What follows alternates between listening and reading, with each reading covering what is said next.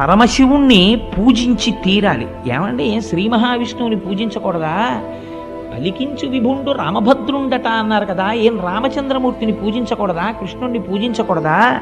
శివుణ్ణి పూజించమని పోతన గారు ఎందుకు చెప్పారు అంటే, పరమశివుణ్ణి మనం లింగ రూపంలో ఆరాధన చేస్తాం. లింగ రూపానికి కాళ్ళు చేతులు ఉన్నాయా? మీరు ఒకసారి ఆలోచన చేయండి.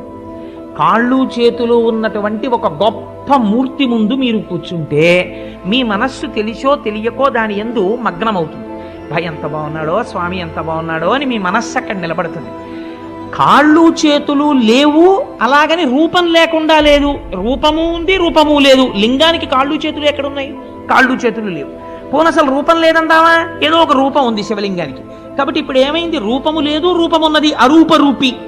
అరూపరూపి అయినటువంటి లింగమును ఆరాధన చెయ్యాలంటే మీరు సాధన